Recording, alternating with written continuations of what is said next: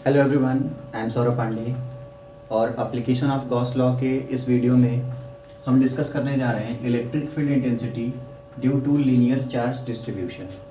आप इलेक्ट्रोस्टैटिक्स पढ़ रहे थे और प्रीवियस वीडियोस में हम गॉस लॉ के एप्लीकेशन को डिस्कस कर रहे हैं। ये आपका थर्ड एप्लीकेशन है। इसके पहले हमने स्फेरिकल सेल और सॉलिड स्फेयर के लिए डिस्कशन कर लिया है।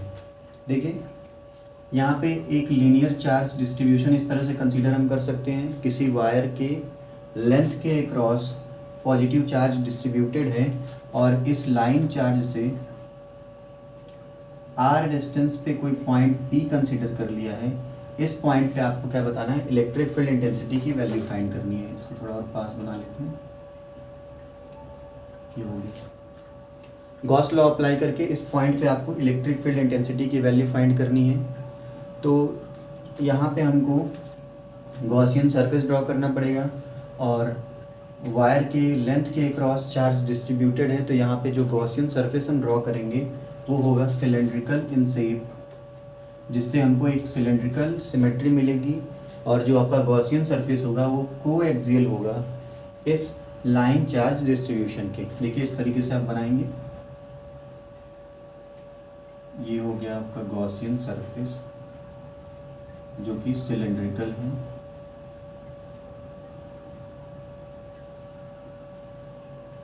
इसका लेंथ हम मान लेते हैं, लेंथ आपका स्मॉल एल है। और ये आपका गॉसियन सरफेस को रिप्रेजेंट कर रहा है। अब हम इलेक्ट्रिक फील्ड इंटेंसिटी और नॉर्मल वेक्टर को बनाते हैं। तो ये डायरेक्शन है आपकी इलेक्ट्रिक फील्ड इंटेंसिटी की। इलेक्ट्रिक फील्ड क्योंकि पॉजिटिव चार्ज है तो ये हो जाएगा इलेक्ट्रिक फील्ड लाइंस में आपने पढ़ा था। और अगर नॉर्मल वेक्टर बनाए, यहाँ से देखिए, यहाँ पे आपको तीन सरफेस मिल रहे होंगे। ये आपका, इसको हम फर्स्ट मान लेते हैं, ये सेकंड और ये थर्ड सरफेस। तो हर एक सरफेस के लिए फ्लक्स की वैल्यू डिफरेंट होगी और हम बोल सकते हैं कि तीनों का फ्लक्स हम ऐड कर देंगे तो आपको नेट फ्लक्स मिल जाएगा।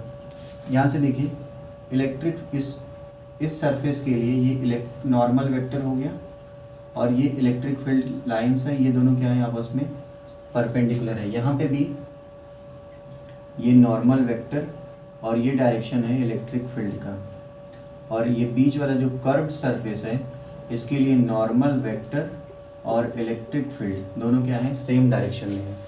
तो आपने फ्लक्स के चैप्टर में पढ़ा था कि जब इलेक्ट्रिक फील्ड और नॉर्मल वेक्टर दोनों परपेंडिकुलर हो जाए तो वहाँ पे फ्लक्स की वैल्यू हो जाती है 0। तो हम बोल सकते हैं कि φ1 मतलब फर्स्ट सरफेस के लिए फ्लक्स अगर हम लिखें, E डॉट डी एस हो जाएगा। यहाँ से हम लिख सकते हैं E D S cos 90। Cos 90 की टर्म आ जाएगी क्योंकि जो आपका नॉर्मल वेक्टर है और जो आपका इलेक्ट्रिक फील्ड है दोनों एक दूसरे के परपेंडिकुलर हैं। तो फर्स्ट सरफेस से फ्लक्स की वैल्यू 0 मिलेगी।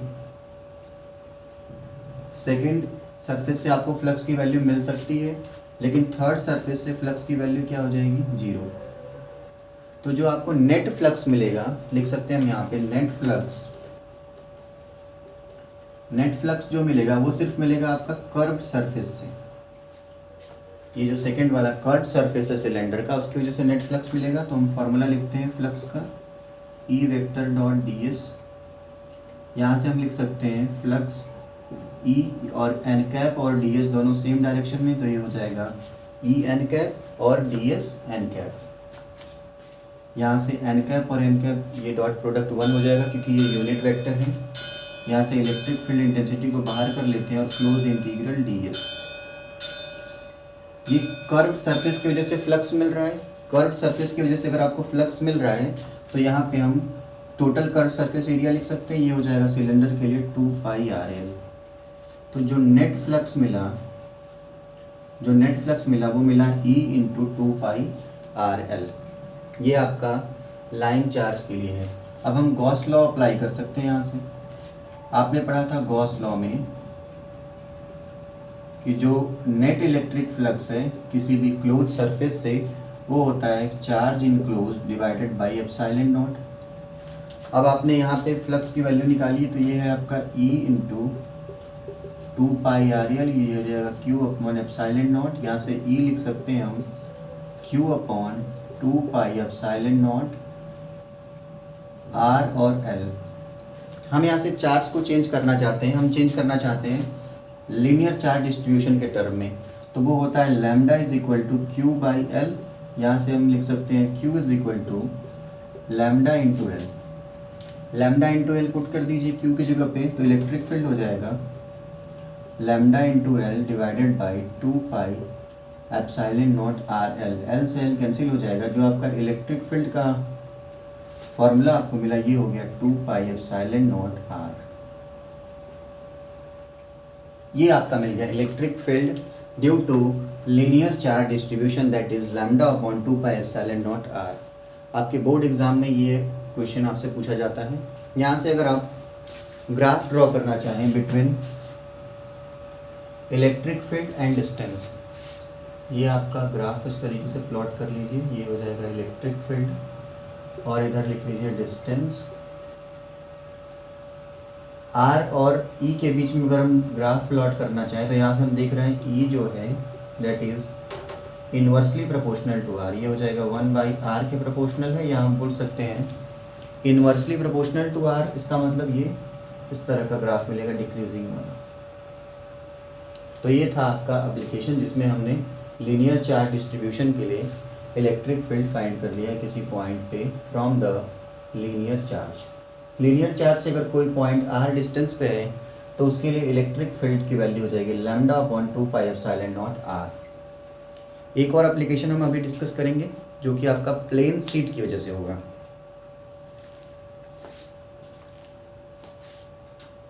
एक और एप्लीकेशन हम डिस्कस करेंगे electric field intensity at point P due to plane sheet of charge. We have consider a plane sheet of charge, और इस प्लेन सीट ऑफ चार्ज के फ्रंट पे एक पॉइंट P है। इस पॉइंट पे हमको इलेक्ट्रिक फील्ड इंटेंसिटी की वैल्यू फाइंड करनी है। हमने क्या किया है कि गॉसियन सरफेस ड्रॉ किया है that is cylindrical in shape, और ये पास हो रहा है पॉइंट P से, और ये सीट के पैरेलल है जिससे हमको सिमेट्री मिलेगी। और इस गॉसियन सरफेस में भी आपको 3 सरफेस देखने को मिल रहा होगा। ये first, this is curve surface second, और ये वाला सरफेस आपका थर्ड है। अब इलेक्ट्रिक फील्ड की डायरेक्शन क्या होगी, इधर अगर देखें तो ये हो जाएगा एन कैप, और इधर हम देखें तो क्या होगा माइनस एन कैप। आउटवर्ड और इनवर्ड की बात हो जाएगी। इसके लिए अगर हम नॉर्मल वेक्टर देखें तो ये हो जाएगा नॉर्मल वेक्टर। ये आपका ये इलेक्ट्रिक फील्ड है, दिस इज इलेक्ट्रिक फील्ड। अगर नॉर्मल वेक्टर देखें इस सरफेस के लिए तो ये हो जाएगा एन कैप ऊपर, और अगर हम इनवर्ड की बात करें तो माइनस एन कैप इस तरफ हो जाएगा। इस सरफेस के लिए भी आप बना सकते हैं, ये हो जाएगा माइनस एन कैप। ये हो गया एरिया वेक्टर। अगर यहाँ से अब हम फ्लक्स की वैल्यू फाइंड करें फर्स्ट, सेकेंड और थर्ड सरफेस के लिए, अगर हम पहले बात करें flux through flux first surface, ये हो जाएगा close integral E dot D S. इस सरफेस की एरिया हम मान लेते हैं ये, और इसकी भी एरिया सेम हो जाएगी ए। ये हो जाएगा, देखिए इस जो फर्स्ट सरफेस हमने कंसीडर किया है, इस सरफेस के लिए जो आपका एरिया वेक्टर है और इलेक्ट्रिक फील्ड है दोनों सेम डायरेक्शन में। यहाँ पे ये डायरेक्शन है आपका एरिया वेक्टर का और ये डायरेक्शन है इलेक्ट्रिक फील्ड का। तो हम लिख सकते हैं ई डॉट एन कैप और डी एस एन कैप।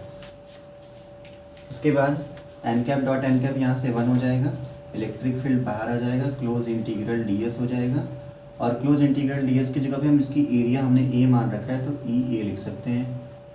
ये हो गया φ1 की वैल्यू। उसी तरीके से अगर हम φ2 लिखें तो ये भी होगा आपका close integral E dot D S. यहाँ से देखिए इसके लिए भी इलेक्ट्रिक फील्ड और नॉर्मल, सेकंड के लिए नहीं थर्ड के लिए लिखते हैं।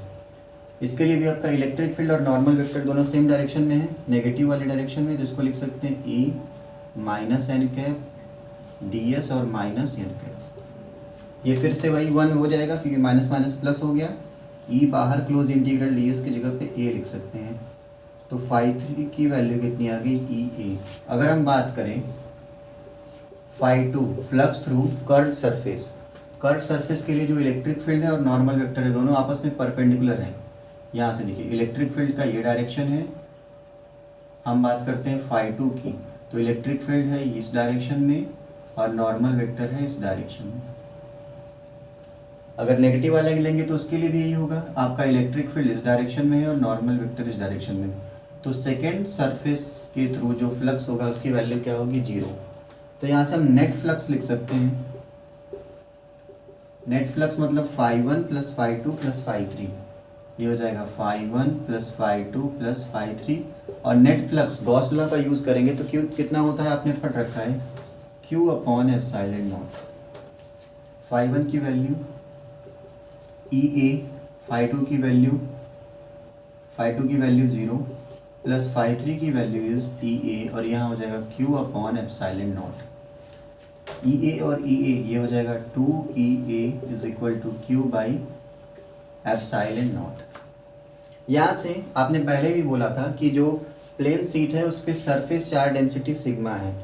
तो सरफेस चार्ज डेंसिटी सिग्मा = होता है चार्ज/एरिया। Q = हो जाएगा सिग्मा ए। तो यहाँ पे अगर हम पुट कर दें तो 2EA = लिख सकते हैं सिग्मा A/ε0। यहाँ पे A से A कैंसिल हो गया, यहाँ से इलेक्ट्रिक फील्ड की वैल्यू हो जाएगी σ/2ε0। ये आपकी वैल्यू आ गई E = σ/2ε0 due to plane sheet of charge. Plane sheet of charge के लिए अगर फ्रंट में कोई पॉइंट P है तो आप इलेक्ट्रिक फील्ड की वैल्यू फाइंड करेंगे तो आप मिलेगा आपका σ/2ε0। तो ये था आपका discussion application of Gauss law का।